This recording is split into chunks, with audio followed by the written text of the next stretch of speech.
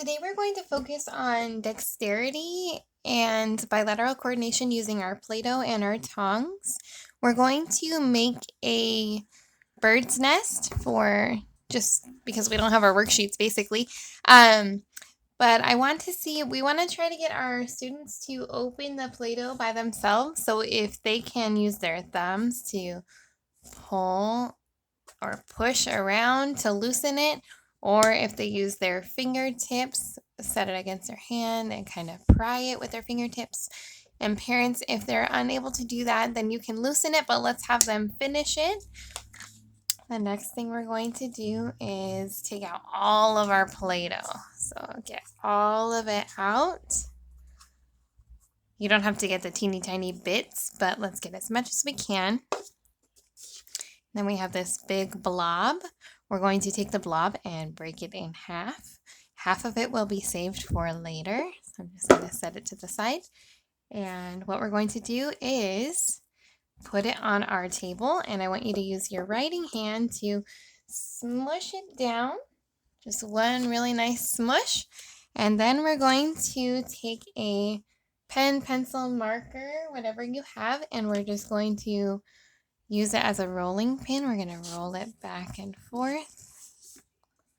So try to get your pointer finger and your middle finger on your writing utensil. Go back and forth.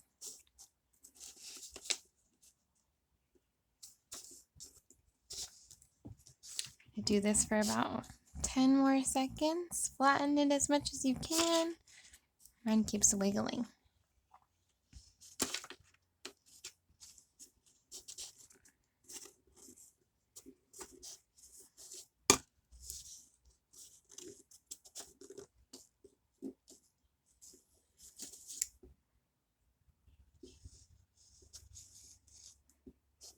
All right, once you've flattened it, we're going to go ahead and peel part of it off so we're left with an oval or a circle, something similar to that.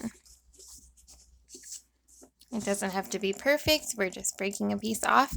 Then with this extra, we're going to take it in our hands and we're going to roll it into a really long snake. I think I might need more, so I'm going to pull a little bit more. Okay.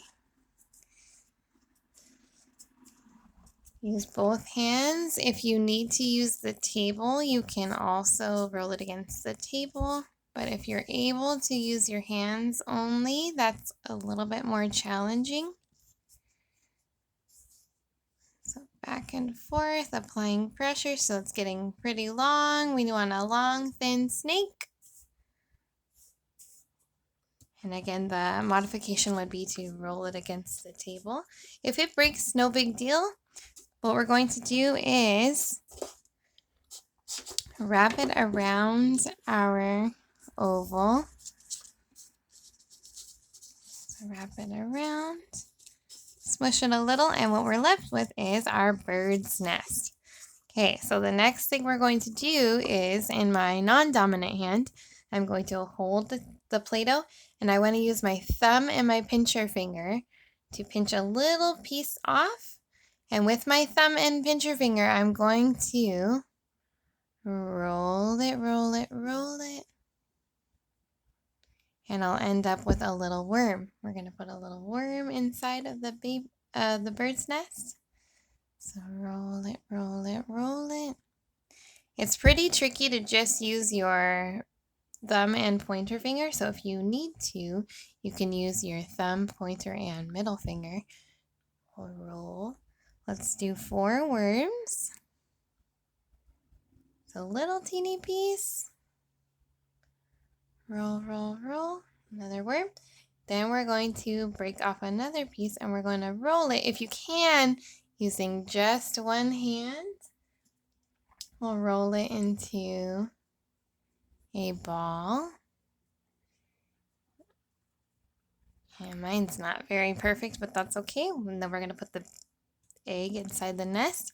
If you need to, you can use both hands. And we're going to make 5 eggs, okay?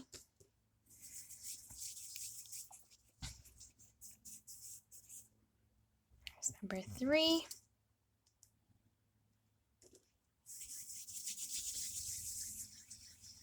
Number 4. And I'm going to do the harder challenge for the last one with just my writing hand. Using my fingertips, I'm going to try to shape it into a circle or an oval and form an egg. All right. The last thing we're going to do is my non-dominant hand will hold my container. I'm going to use just my thumb and my pointer finger on my tongs, and I'm going to pick up the worms first. So pick up a worm, put it in, pick it up and put it in. Worms first. Be really gentle in your bird's nest. Worms. Then we're going to be super careful not to break the eggs. So just a little teeny tiny bit of pressure. Pick up the egg. Ooh, I dropped down. Pick it up. Set it in. Pick it up and set it in. Gentle, gentle. And then we're going to just go ahead and pick up the rest and use my tongs to pry it up and put the Play-Doh away. All right, and make sure you put the lid on nice and tight so it stays fresh. And there we go.